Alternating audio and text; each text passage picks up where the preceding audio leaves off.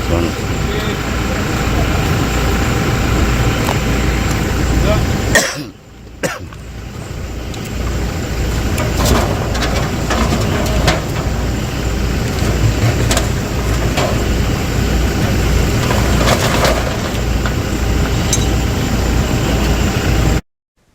Serangan orang tak dikenal atau OTK kembali mengguncang wilayah Papua Tengah.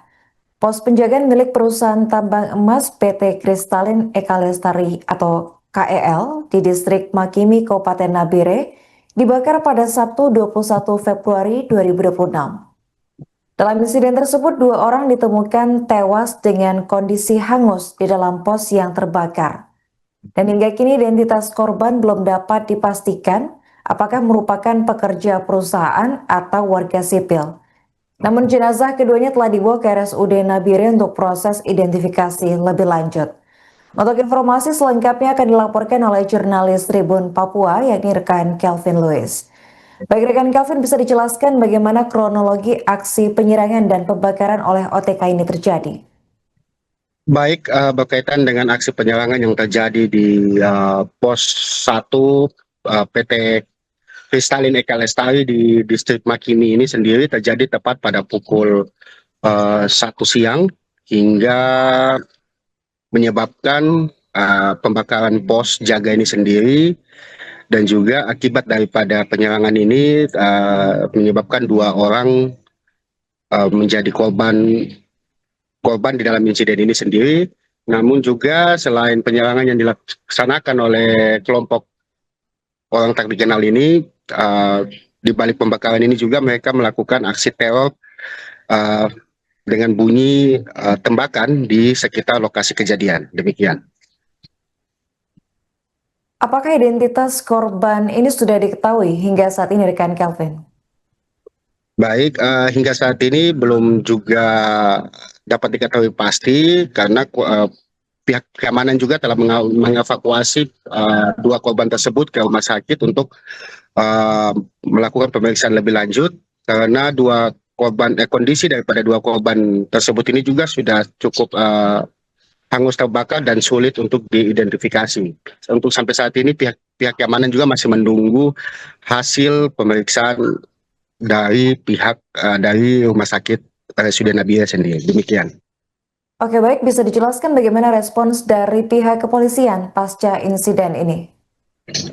Dari pasca insiden ini sendiri, setelah hasil konfirmasi kami juga dengan pihak keamanan, yaitu dari Kapolres Nabire sendiri, menyampaikan bahwa situasi setelah kejadian pihak keamanan langsung mendatangi lokasi dan juga langsung melakukan pengamanan di seputar lokasi kejadian, dan hingga sampai saat ini situasi di lokasi kejadian juga sudah diamankan oleh pihak keamanan dan sudah kembali kondusif dan bisa aman terkendali. Demikian. Baik, rekan, bisa dijelaskan apa kendala yang dihadapi oleh Polres Nabire dalam melakukan proses evakuasi? Berkaitan dengan kendala sendiri, dari hasil wawancara kami juga dengan pihak Polres Nabire sendiri, memang berkaitan dengan medan yang boleh dibilang cukup sulit untuk melakukan pengejaran terhadap pelaku aksi tersebut, dan hingga saat ini juga pihak keamanan masih terus berupaya untuk melakukan penyisiran atau pengejaran terhadap pelaku di balik insiden ini sendiri. Demikian.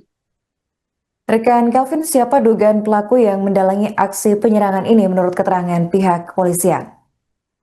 Hingga saat ini masih belum dapat dipastikan pelaku entah dari pihak mana, namun dari informasi yang kami himpun di lapangan, diduga kuat pelaku ini dari kelompok kriminal bersenjata di bawah pimpinan Aibon Kogoya.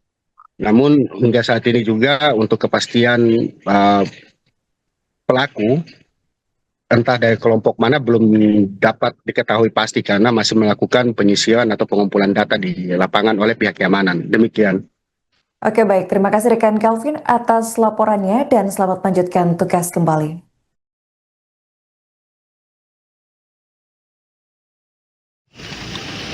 Sudah, kemudian ini saja 2 yang itu motor. Itu motor. Iya, motor.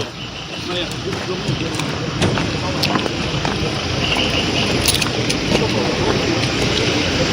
Dua orang ya. Iya.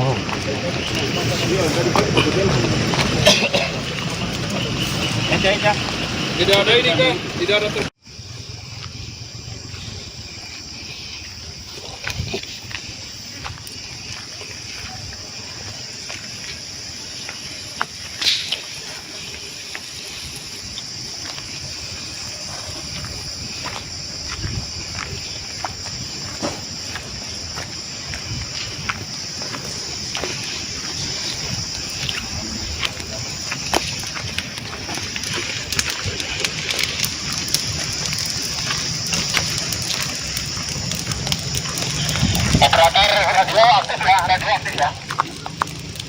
Pos penjagaan Kristalin terbakar di jalan naik SP1 ini, di Bendungan.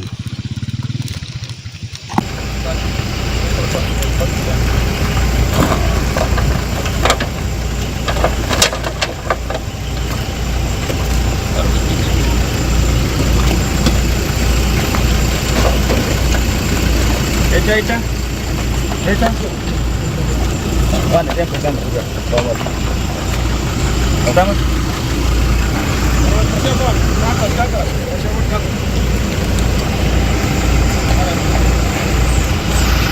Itu agak masih panas. Sabar. Sabar.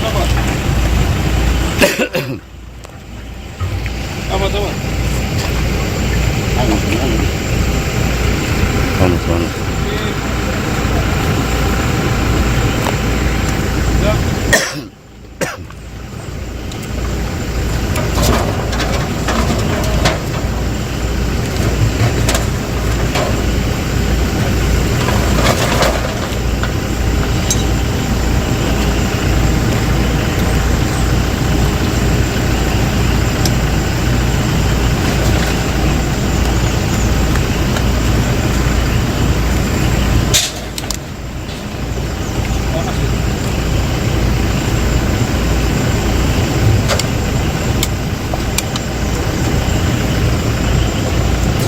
Tarik saya itu sedikit kemari dulu, karena di situ panas.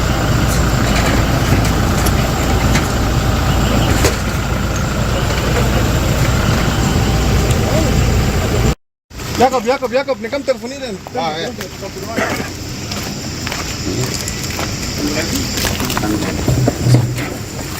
Kemudian siram di sana. Mas foto kan? Download Tribun X sekarang. Menghadirkan lokal menjadi Indonesia.